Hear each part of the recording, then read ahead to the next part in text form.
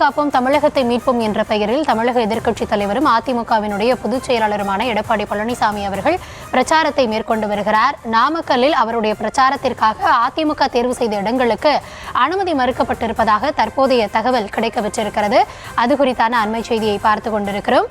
நாமக்கல் மாவட்டத்தில் இபிஎஸ் அவர்கள் தன்னுடைய பிரச்சாரத்திற்காக அதிமுக தரப்பில் தேர்வு செய்யப்பட்ட இடங்களுக்கு அனுமதியானது மறுக்கப்பட்டிருக்கிறது.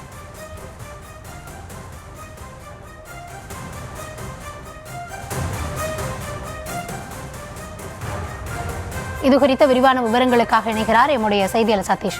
சதீஷ், வணக்கம். என்ன காரணங்களுக்காக அந்த இடங்கள் மறுக்கப்பட்டிருக்கிறது? எந்தெந்த இடங்களை அவங்க தேர்வு செஞ்சாங்க? மாற்று இடங்கள் ஏதாவது வழங்கப்பட்டிருக்கிறதா? என்ன விவரம்? கண்டிப்பாக எடப்பாடி பழனிசாமி நாமக்கலுக்கு வருகை தருவதற்காக தேர்வு செய்யப்பட்ட இடமானது ரத்து செய்யப்பட்டுள்ளது. பட்டா இடத்தை தேர்வு செய்யுமாறு மாவட்ட காவல்துறை தரப்பில் பதில் தரப்பட்டுள்ளது.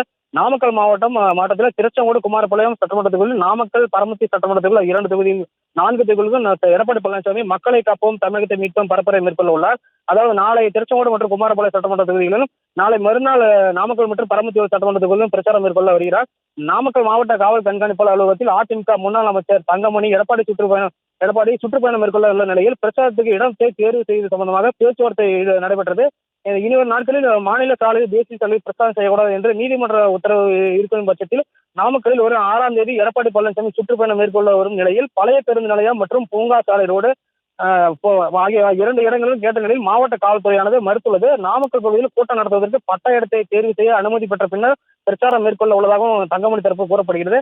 இதில் முன்னாள் அமைச்சர் தங்கமணி இடத்தை தேர்வு செய்துவிட்டு பின்னர் எந்த தேர்வான இடம் எது என்று தெரிவிக்கிறோம் என்று குறிப்பிட்டு சென்றார். மாவட்ட செயலர் தங்கமணி தலைமையில் சட்டமன்ற உறுப்பினர் சேகர், முன்னாள் சட்டமன்ற உறுப்பினர் பாஸ்கர், சரஸ்வதி, முன்னாள் அமைச்சர் தங்கமணி ஆலோசனைகள் தற்போது நடத்தி வருகின்றனர்.